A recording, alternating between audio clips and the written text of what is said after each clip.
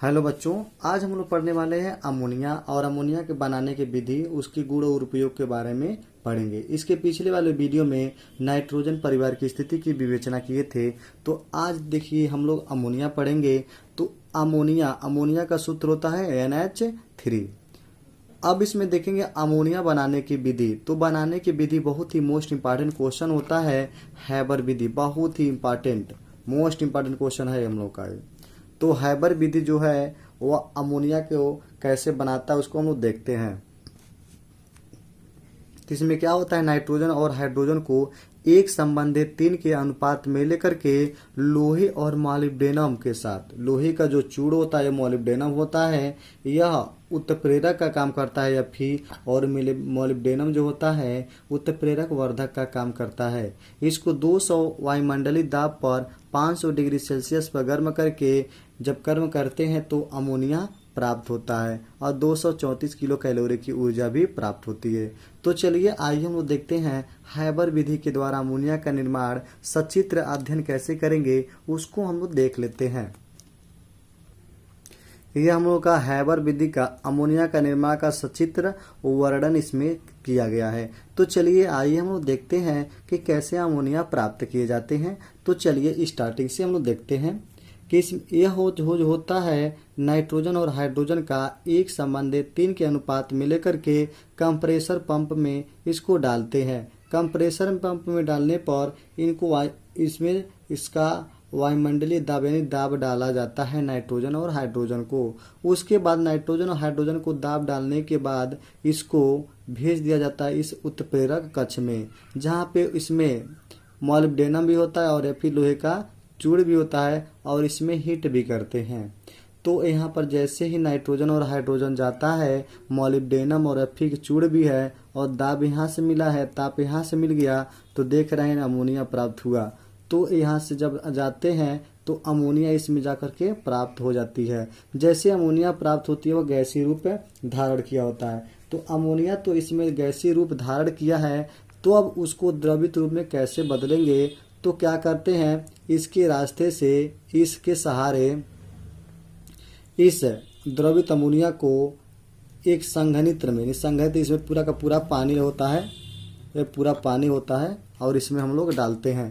पूरे संघनित्र में जब प्रवाहित करते हैं तो अमोनिया जो होती है वह ठंडा हो जाती है। इस संघनित्र में जाने के बाद ठंडा होकर के अमोनिया गैस के रूप में होती है और ठंडा होकर के द्रव रूप में हो जाती हैं और नीचे बैठ जाती हैं और इसको खोल करके यहाँ से निकाल लिया जाता है द्रवित अमोनिया बाहर।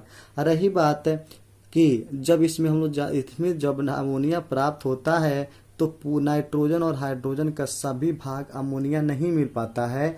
तो नाइट्रोजन और हाइड्रोजन भी रहता है उसमें और अमोनिया भी रहता है, तो इसके संग तीनों इसमें आते हैं लोग। लेकिन तो हम लोग जानते हैं कि उतना ठंडा करने पर नाइट्रोजन और हाइड्रोजन कभी भी द्रव रूप में नहीं हो पाएंगे, तो सिर्फ अमोनिया ही द्रव रूप में होगा। तो द्रव रूप में होने से इसमें द्रवित अमोनिया नीचे प्राप्त कर लिए जाते हैं और नाइट्रोजन और हाइड्रोजन फिर से इस सर्कुलेशन पंप के माध्यम से इसको वापस इसमें खींच लिया जाता है। यहाँ पे जो अमोनिया प्राप्त होती है 10 से 15% जो होती हैं अमोनिया प्राप्त होती हैं। बाकी जो नाइट्रोजन और हाइड्रोजन होते हैं सर्कुलेशन पंप के माध्यम से खींच लिए जाते हैं। पुनः इसको इसके रास्ते से इसमें फिर से उत्प्रेरक कक्ष में भेजा जाता है और भेजने के बाद फिर से अमोनिया प्राप्त होती है। इसके रास्ते से फिर पुनः इसमें जाकर के द्रवित अमोनिया प्राप्त हो जाती है और ये अमोनिया बनाने की विधि थी। अब इसके गुणों के बारे में हम लोग देखेंगे। आगे हम देखेंगे इसका फिजिकल प्रॉपर्टी।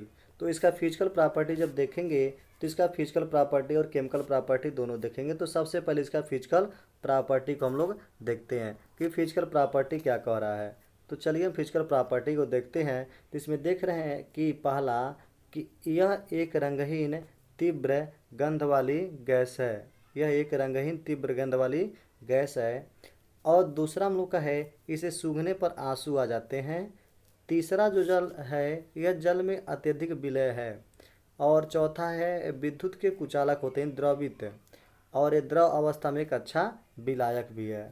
यानी इस चारों को हम लोग पांचों को देख लिए। अब इसको हम लोग देखते हैं इसका केमिकल प्रॉपर्टी क्या है। तो केमिकल प्रॉपर्टी देखेंगे कि रासायनिक गुण यानी केमिकल प्रॉपर्टी।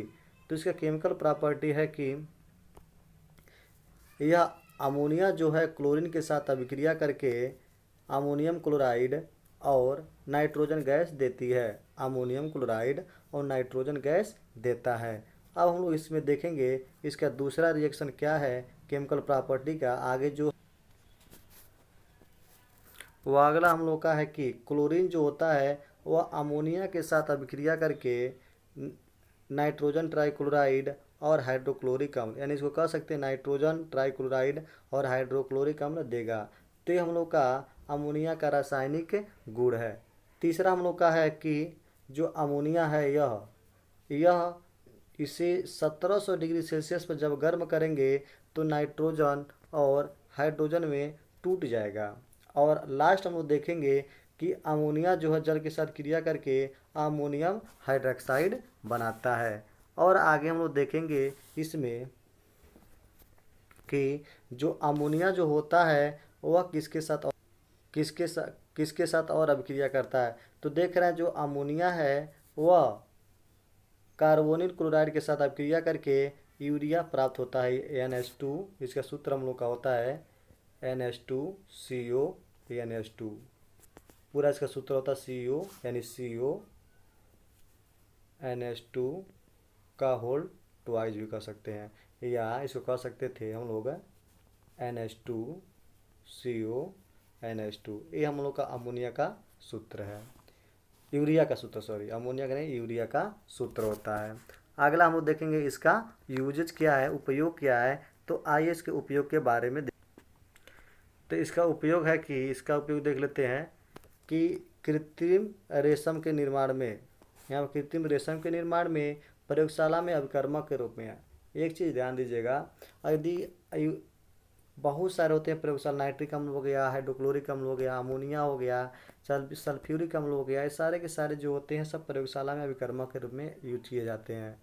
और तीसरा देख ले हैं कोल्ड स्टोरेज में प्रभावित प्रतिशत के रूप में, यानी कि जो फ्रिज व्रिज देखते हैं फ्रिज में, यह उसको ठंडा करने के लिए उपयोग किया जाता है।